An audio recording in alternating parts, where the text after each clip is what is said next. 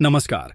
देश के करोड़ों पेंशन धारकों को समर्पित आपके अपने विश्वसनीय समाचार चैनल ईपीएस स्टोर पर मैं, आपका दोस्त, आप सभी का हार्दिक अभिनंदन करता हूं। आज हम उस खबर पर विस्तार से चर्चा करेंगे जिसका इंतजार देश के कोने कोने में बैठे लाखों सेवानिवृत्त कर्मचारी दशकों से कर रहे हैं। यह खबर उम्मीद की एक नई किरण है। यह खबर उनके संघर्षों के सम्मान की है और यह खबर उनके भविष्य को सुरक्षित करने का एक वादा है। जी हां, हम बात कर रहे हैं कर्मचारी पेंशन योजना यानी ईपीएस 95 के तहत मिलने वाली न्यूनतम पेंशन में एक ऐतिहासिक बढ़ोतरी की। वो बढ़ोतरी जो सिर्फ एक छोटा मोटा बदलाव नहीं, बल्कि सेवानिवृत्त कर्मचारियों के जीवन में एक क्रांतिकारी परिवर्तन लाने की क्षमता रखती है। आज की हमारी इस विशेष रिपोर्ट में हम इस खबर की हर परत को खोलेंगे, हर पहलू का विश्लेषण करेंगे और आपको बताएंगे कि आने वाले दिनों में आपकी जेब पर और आपके जीवन पर इसका क्या और कैसे असर पड़ने वाला है। तो बने रहिए हमारे साथ। ऐतिहासिक बदलाव की आहट। दर्शकों, कल्पना कीजिए उस व्यक्ति की जिसने अपने जीवन के 30 से 40 साल किसी संस्थान को दिए, देश के विकास में अपना पसीना बहाया और जब सेवानिवृत्ति का समय आया तो उसे पेंशन के नाम पर हर महीने मात्र 1000 रुपये दिए गए। आज के महंगाई के दौर में जहां एक हफ्ते का राशन भी इस रकम में नहीं आता, वहां 1000 रुपये की पेंशन एक मजाक से कम नहीं लगती। यह लाखों पेंशन भोगियों की पीड़ा है, एक ऐसी सच्चाई जिससे वे हर दिन जूझते हैं। लेकिन अब लगता है कि इन अंधेरी रातों का अंत होने वाला है। कर्मचारी भविष्य निधि संगठन ईपीएफओ के गलियारों से जो खबरें छनकर आ रही हैं, वे किसी सुनहरे सवेरे का संकेत दे रही हैं। सूत्रों के हवाले से जो अब तक की सबसे बड़ी खबर सामने आई है, वह यह है कि ईपीएफओ का केंद्रीय न्यासी board, central board of trustees, न्यूनतम पेंशन को 1000 रुपये से बढ़ाकर सीधे 7000 रुपये प्रति माह करने के प्रस्ताव पर अंतिम मुहर लगाने की तैयारी में है। जी हां, आपने बिल्कुल सही सुना। यह कोई छोटी मोटी 100 या 200 रुपये की वृद्धि नहीं है। यह सीधे 650% की एक ऐसी छलांग है जो पेंशन धारकों की आर्थिक स्थिति को पूरी तरह से बदल कर रख देगी। यह फैसला अगर लागू होता है तो देश के 60 लाख से अधिक ईपीएस 95 पेंशन भोगियों के लिए किसी संजीवनी से कम नहीं होगा। यह उनके बुढ़ापे की लाठी को मजबूत करेगा और उन्हें एक सम्मानजनक जीवन जीने का आत्मविश्वास देगा। क्यों जरूरी है यह बढ़ोतरी? पीड़ा, तर्क और अधिकार। अब सवाल यह उठता है कि आखिर इस ऐतिहासिक बढ़ोतरी की मांग क्यों उठ रही है और सरकार तथा ईपीएफओ इस पर विचार करने के लिए क्यों मजबूर हुए हैं। इसके पीछे कुछ ठोस और भावनात्मक कारण हैं जिन्हें नजरअंदाज नहीं किया जा सकता। महंगाई का दैत्य और अपर्याप्त पेंशन पहला और सबसे बड़ा कारण है। बेलगाम होती महंगाई। पिछले कुछ वर्षों में आवास, किराना, दवाइयाँ और यातायात जैसे बुनियादी खर्चों में कई गुना वृद्धि हुई है। 1000 रुपये की पेंशन राशि दशकों पहले तय की गई थी और आज के समय में यह अपनी प्रासंगिकता पूरी तरह से खो चुकी है। मुद्रास्फीति के कारण पैसे की कीमत लगातार घट रही है, जिससे पेंशन भोगियों के लिए 2 वक्त की रोटी का जुगाड़ करना भी एक चुनौती बन गया है। यह बढ़ोतरी समय की मांग है, एक ऐसी जरूरत जिसे और टाला नहीं जा सकता। जीवन भर के योगदान का सम्मान दूसरा महत्वपूर्ण तर्क है इन कर्मचारियों के आजीवन योगदान का। ये वो लोग हैं जिन्होंने अपनी जवानी देश के कारखानों, दफ्तरों और संस्थानों में खपा दी। उन्होंने नियमित रूप से अपने वेतन से ईपीएफ में योगदान दिया। उनकी मेहनत और समर्पण राष्ट्र निर्माण की नींव का पत्थर है। ऐसे में सेवानिवृत्ति के बाद उन्हें एक ऐसी आय मिलनी ही चाहिए जो उनके इस अटूट योगदान के साथ न्याय कर सके। मौजूदा पेंशन संरचना उनके दशकों के परिश्रम का अपमान है और एक उच्च पेंशन भुगतान उनके प्रति राष्ट्र का सच्चा सम्मान होगा। वित्तीय स्वतंत्रता और गरिमापूर्ण जीवन। तीसरा और सबसे मानवीय कारण है वित्तीय स्वायत्तता। बुढ़ापे में किसी पर निर्भर रहना शायद सबसे बड़ा अभिशाप होता है। एक सम्मानजनक पेंशन राशि इन सेवानिवृत्त कर्मचारियों को अपने दैनिक खर्चे पूरे करने में मदद करेगी, बिना अपने बच्चों या परिवार के अन्य सदस्यों पर बोझ बने। यह वित्तीय स्वतंत्रता न केवल उनकी गरिमा की रक्षा करेगी, बल्कि उन्हें मानसिक शांति और एक आरामदायक सेवानिवृत्ति का जीवन सुनिश्चित करने में भी मदद करेगी। नई पेंशन की संरचना कैसे जुड़ेगा महंगाई भत्ता। इस प्रस्तावित बढ़ोतरी की सबसे दिलचस्प और महत्वपूर्ण विशेषताओं में से एक है महंगाई भत्ते डियरनेस अलाउंस डीए को पेंशन के साथ जोड़ देना।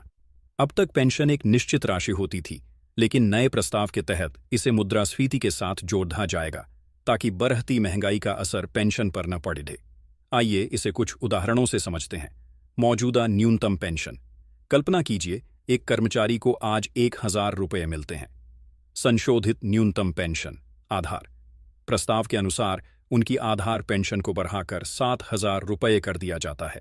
यह 7,500 भी हो सकती है, हम गणना के लिए 7,000 मान रहे हैं। महंगाई भत्ता डीए। मान लीजिए उस समय अखिल भारतीय उपभोक्ता मूल्य सूचकांक के आधार पर डीए की दर 7% है। कुल मासिक पेंशन तो कर्मचारी की कुल पेंशन होगी 7,000 रुपये आधार प्लस 7% डीए, जो कि 490 रुपये होता है। यानी उनके खाते में हर महीने 7,490 रुपये आएंगे। यह संरचना सुनिश्चित करेगी कि जैसे जैसे महंगाई बढ़ेगी, डीए की दर भी बढ़ेगी और पेंशन की राशि में स्वतः वृद्धि होती रहेगी। यह एक गतिशील और व्यावहारिक समाधान है। जिनकी पेंशन पहले से ही कुछ अधिक थी, उन्हें भी इसका लाभ मिलेगा। उदाहरण के लिए, कुशल सेवानिवृत्त कर्मचारी जिन्हें पहले 7,500 रुपये मिल रहे थे, उनकी पेंशन में भी 7% की वृद्धि हो सकती है, जिससे उन्हें लगभग 8,025 रुपये मिलेंगे। मध्य स्तरीय कर्मचारी जिन्हें 6,800 रुपये मिल रहे थे, उनकी पेंशन भी नई आधार राशि और डीए के साथ समायोजित होकर 7,490 रुपये या उससे अधिक हो जाएगी। यह लाभ जूनियर स्तर के कर्मचारियों से लेकर छोटे कारखानों में काम करने वाले श्रमिकों, तकनीकी कर्मियों और निजी क्षेत्र के सेवानिवृत्त कर्मचारियों तक सभी को एक सम्मानजनक आय प्रदान करने की दिशा में एक बड़ा कदम है। फैसले की राह में चुनौतियां। संतुलन की कला। यह सब सुनने में जितना अच्छा लगता है, इसे लागू करना उतना ही चुनौतीपूर्ण है। सरकार और ईपीएफओ के सामने कुछ गंभीर चुनौतियां हैं जिन पर पार पाना आवश्यक है। बजटीय दबाव। पेंशन में इतनी बड़ी वृद्धि का मतलब है सरकारी खजाने पर एक बहुत बड़ा बोझ। सरकार को इस अतिरिक्त व्यय के लिए हजारों करोड़ रुपये का प्रावधान करना होगा। यह पैसा कहीं और से, जैसे कि स्वास्थ्य, शिक्षा या बुनियादी ढांचे जैसी अन्य महत्वपूर्ण योजनाओं से काटना पर डीडीडीएच सकता है। यह एक मुश्किल संतुलन है। ईपीएफओ की दीर्घकालिक स्थिरता। ईपीएफओ एक ट्रस्ट है जो करोड़ों कर्मचारियों के भविष्य की निधि का प्रबंधन करता है। पेंशन भुगतान में अचानक इतनी बड़ी वृद्धि से ईपीएफओ कोष की वित्तीय सेहत पर असर पड़ सकता है। यह सुनिश्चित करना होगा कि आज के पेंशन भोगियों को लाभ देने के चक्कर में भविष्य के पेंशन भोगियों का अहित न हो। इसके लिए सोची समझी योजना और प्रभावी जोखिम प्रबंधन की आवश्यकता होगी। संतुलित दृष्टिकोण की आवश्यकता। इन्हीं जटिलताओं को देखते हुए कई विशेषज्ञ एक चरणबद्ध और संतुलित दृष्टिकोण की वकालत कर रहे हैं। हो सकता है कि यह वृद्धि एक बार में न होकर 2 या 3 चरणों में लागू की जाए, ताकि वित्तीय प्रणाली पर अचानक कोई झटका न लगे। सीबीटी की बैठक, वह दिन, वह फैसला।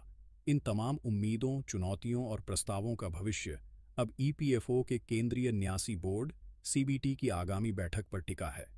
यह बैठक, जिसे 238वीं 288वीं सीबीटी बैठक कहा जा रहा है, हाल के वर्षों की सबसे महत्वपूर्ण बैठकों में से एक होने वाली है। इस बैठक के मुख्य एजेंडे क्या होंगे? अंतिम मंजूरी। बोर्ड न्यूनतम पेंशन को 7,500 रुपये करने के प्रस्ताव पर अंतिम निर्णय लेगा और इसकी वित्तीय व्यवहार्यता का आकलन करेगा। वित्त पोषण पर चर्चा। इस बढ़ी हुई पेंशन का पैसा कहां से आएगा? क्या कर्मचारियों और नियोक्ताओं का योगदान बढ़ाया जाएगा? सरकार कितनी सहायता देगी? इन सभी विकल्पों पर गहन मंथन होगा। क्रियान्वयन की समय सीमा। बैठक में यह तय किया जाएगा कि यदि प्रस्ताव मंजूर होता है तो इसे कब से और कैसे लागू किया जाएगा। एक स्पष्ट समय सीमा निर्धारित की जाएगी। नीतिगत संशोधन। इस बढ़े बदलाव को लागू करने के लिए कर्मचारी पेंशन योजना ईपीएस 95 के नियमों में आवश्यक संशोधनों की समीक्षा की जाएगी और उन्हें अनुमोदित किया जाएगा। इस बैठक में श्रम मंत्रालय, नियोक्ता संघों और ट्रेड यूनियनों के प्रतिनिधि भी शामिल होंगे, ताकि एक आम सहमति बनाई जा सके। पूरे देश के 60 लाख से अधिक पेंशन भोगियों की निगाहें इस बैठक के नतीजों पर टिकी हैं। पेंशन भोगियों के लिए अगला कदम, आपको क्या करना है? जैसे ही यह ऐतिहासिक फैसला लागू होता है, पेंशन भोगियों को यह सुनिश्चित करना होगा कि वे इसका लाभ प्राप्त करने के लिए तैयार हैं। इसके लिए कुछ आवश्यक कदम उठाने होंगे। विवरण अपडेट करें। सबसे पहले और सबसे महत्वपूर्ण, सुनिश्चित करें कि आपका विवरण ईपीएफओ के रिकॉर्ड में पूरी तरह से अपडेटेड है। इसके लिए आप अपने निकटतम ईपीएफओ सेवा केंद्र पर जा सकते हैं या ईपीएफओ की आधिकारिक वेबसाइट पर लॉग इन कर सकते हैं। केवाईसी पूरा करें। सुनिश्चित करें कि आपका केवाईसी पूरा है और आपका बैंक खाता आपके आधार कार्ड से जुड़ा हुआ है। पेंशन का पैसा सीधे इसी खाते में आएगा। जीवन प्रमाण पत्र, लाइफ सर्टिफिकेट। यदि आपने अभी तक अपना वार्षिक जीवन प्रमाण पत्र, जीवन प्रमाण जमा नहीं किया है, तो इसे तुरंत जमा करें। इसके बिना पेंशन रुक सकती है। स्टेटस जांचते रहें। एक बार फैसला लागू होने के बाद आप अपनी बैंक पासबुक या उमंग UMANG ऐप के माध्यम से अपनी बढ़ी हुई पेंशन की क्रेडिट जांच सकते हैं। एक नए युग का आरंभ। दर्शकों, कर्मचारी पेंशन योजना में यह प्रस्तावित संशोधन सिर्फ एक वित्तीय समायोजन नहीं है, यह एक सामाजिक न्याय की दिशा में उठाया गया कदम है। यह उन लाखों चेहरों पर मुस्कान लाने का एक प्रयास है जिन्होंने अपना पूरा जीवन राष्ट्र की सेवा में समर्पित कर दिया। हालांकि राह में चुनौतियां हैं, वित्तीय संतुलन साधना है, लेकिन जो उम्मीद की लौ जली है वह अब बुझनी नहीं चाहिए। 7,500 रुपये की न्यूनतम पेंशन एक ऐसी राशि है जो हर सेवानिवृत्त कर्मचारी को महंगाई से लड़ने और सम्मान से जीने का अधिकार देगी।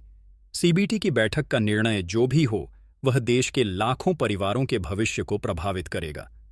हम उम्मीद करते हैं कि फैसला पेंशनधारकों के हित में होगा और उनके दशकों लंबे इंतजार का अंत सुखद होगा। आज की हमारी इस विशेष प्रस्तुति में बस इतना ही। इस खबर पर हमारी नज़र लगातार बनी रहेगी और जैसे ही कोई नया अपडेट आएगा, हम सबसे पहले आप तक पहुंचाएंगे। तब तक आप देखते रहिए आपका अपना चैनल। मुझे दीजिए इजाज़त। नमस्कार।